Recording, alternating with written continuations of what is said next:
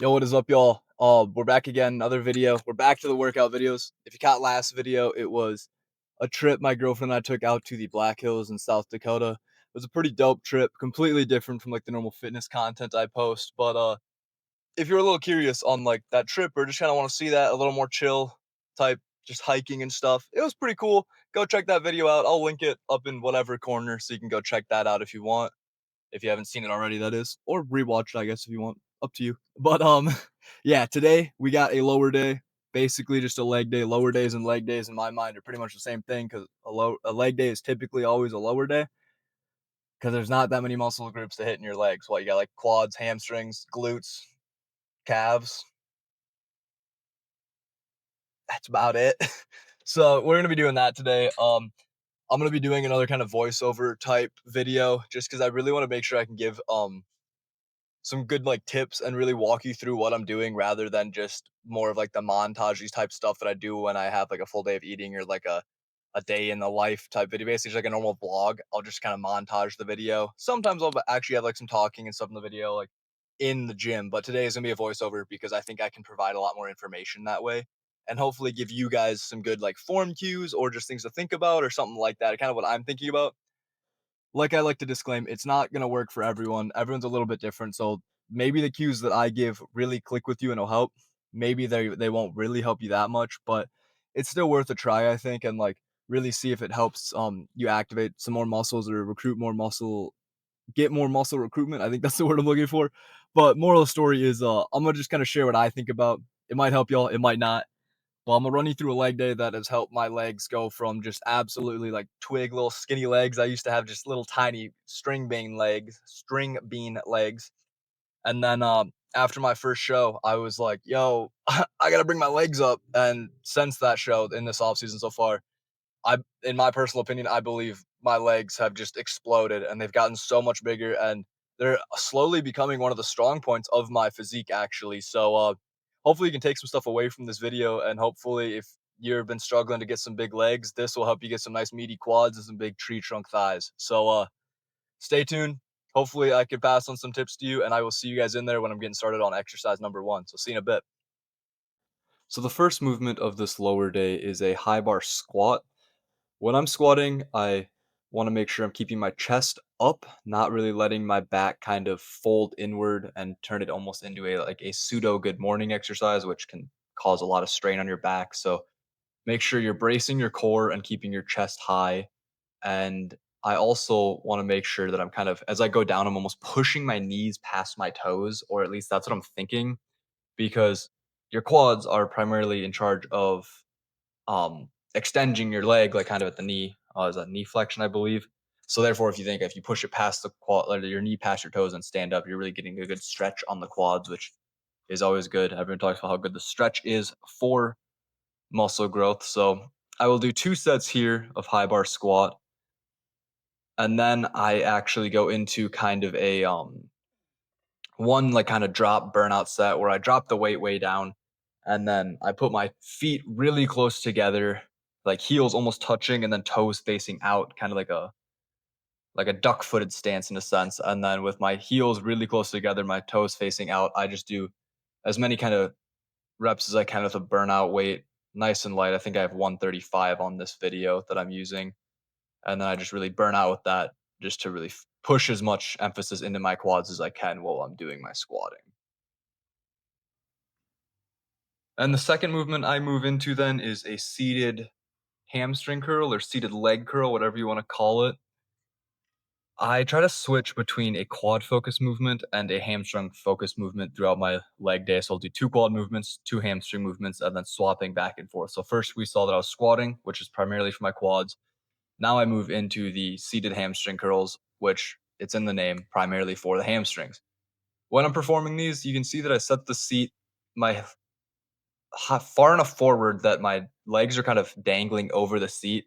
What I like to try to think of, if I were to put my fist down there and make a fist, the touching the seat to about where my knee is or like underneath my knee, you want about a fist length. And then some people opt to kind of bend over the bracing cushion there, the handles, just to really emphasize more of a stretch in the hamstrings. I used to do that. However, now more for tracking purposes, I make sure to really lock myself into this position, using my hands to brace myself against that back pad, as you can see. And I do that just for kind of consistency's sake. I feel like I still get a good stretch there at the top of the movement. And then by locking myself in place, I can really focus on engaging my hamstrings and making sure each rep is as similar as possible so that it's easier for tracking and making sure I'm actually progressing week to week. Another kind of cue I think of is as I actually am contracting the hamstrings, I think of almost like pushing my knees kind of up, I guess, like pushing up into the pad and like really pushing my legs into the pad as I contract those hamstrings. And it really helps me engage the hamstrings just a little bit more. The next movement I go into, as you could probably assume, is for the quads. So now I'm going into a leg extension machine. And there's not much here to discuss, honestly. I feel like most people know how to do a leg extension, but what I make sure to do is I set the seat a little further back than I feel like I normally would, and it just helps kind of get a little bit more of a stretch in the quads. And then I'm just trying to drive that little bar that your feet rest on up, but I'm not just trying to move it by all means possible. What I'm really trying to do is focus on flexing through the quads, and I'm just picturing my quads like pulling that weight up rather than pushing it away kind of with my ankles. So I want to picture the movement happening in my quads rather than like at my ankles where that little leg bar thing actually sits. And for me, that just helps me actually engage my quads. And I've noticed that I just get a lot more out of the leg extension when I'm really trying to make sure I'm connecting with the actual muscle rather than just trying to move the weight. And that goes with pretty much any movement or exercise you're doing. You want to make sure you're actually connecting with the specific muscle rather than just moving the weight. Because if you're just moving the weight, you might look cool and you're moving a lot more weight than you probably could or you would otherwise. But you're probably not going to see that much growth. You'll see some, but not as much as you could. So really focus on connecting with the muscle and recruiting the actual muscle that you're trying to work for each exercise. All right, so those leg extensions were my final quad movement. I know only two quad movements, only two sets each. Seems a little crazy, but I swear it has been working.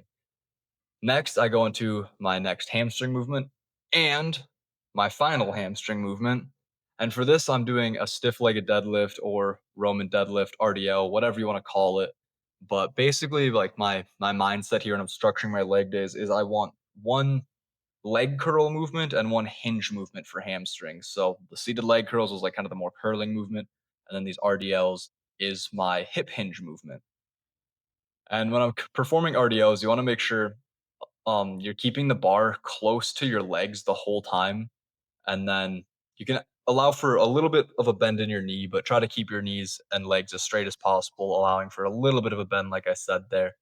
And then when you bring the weight down, really focus on kind of pushing your butt to the wall behind you as if you're trying to touch that wall behind you with your butt.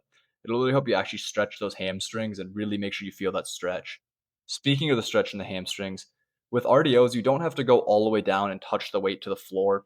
You honestly just have to go a little bit below the knees. And once you feel that good stretch in your hamstrings, you can be good and you can bring the weight back up.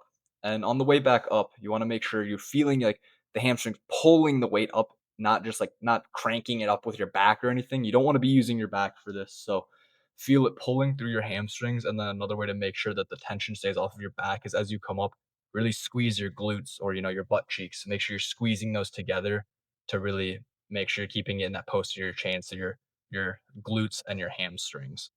But otherwise, it's just a pretty simple movement, a basic hinge. Keep your core tight, keep your back straight, and make sure you're feeling in your hamstrings and glutes and not in your lower back. And now we are actually getting pretty close to the end of this workout. I am done with both my quad and hamstring focus movements. Now I just go over to this linear hack squat, hack press thing that I have in my gym. And I just do some calf raises, just two sets of calf raises. Pretty simple. I mean, you can do this on a calf, like on a hack squat, linear hack squat machine like I have, a normal hack squat.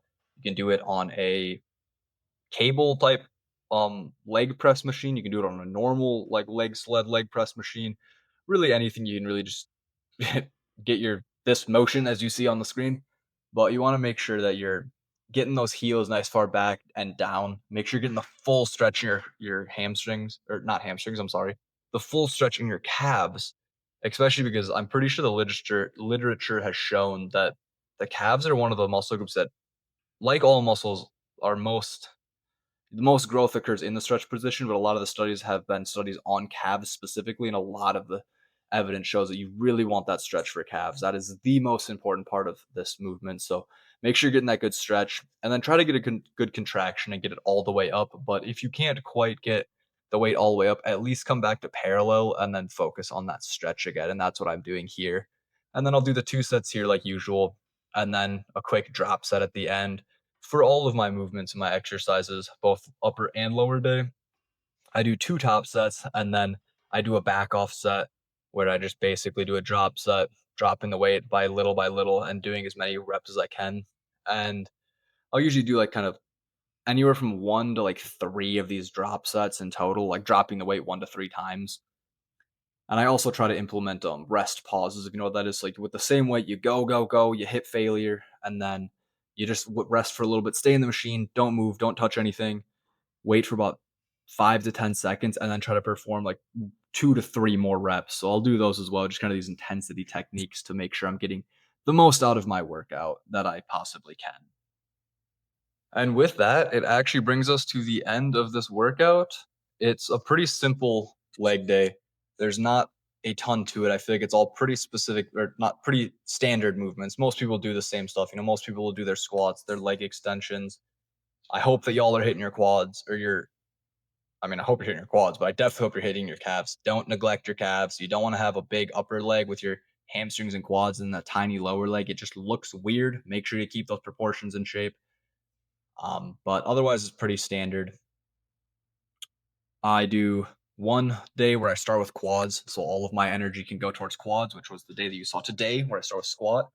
On my other lower day, I will start with the seated hamstring curls, really put as much work into hamstrings as I can, and then I'll go on to a leg press machine and then RDLs and leg extension. So I just kind of move the movements around, swapping 1 or 2 movements out, but they're pretty standard, pretty similar. Hopefully y'all learned something from this video. Hopefully you can take some cues away, or even like learn how to structure your own leg days. Like maybe you're doing all of your quad movements and then moving on to all your hamstring movements. I would highly recommend kind of switching them back and forth just so that you're getting some rest in between each. Because when I do my squats and really target my quads, then my quads can rest while I'm doing those leg curls, and then my hamstrings in turn can rest when I'm doing my leg extensions. And then again, my quads are resting while I'm doing my RDLs. And then calves are all on their own. So they're just their own thing.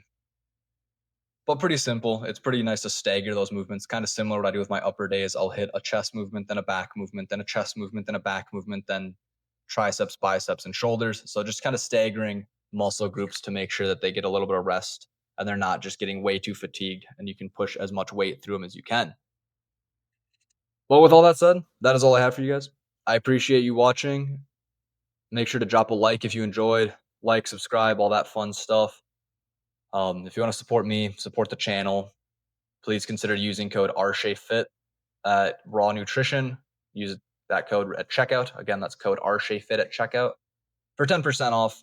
Saves you some money, and then I get small little kickback from that, so help support me in the channel, which I really appreciate. But other than that, that's all I got for you guys. So appreciate you watching, and I will catch all of you next Monday. All right, peace.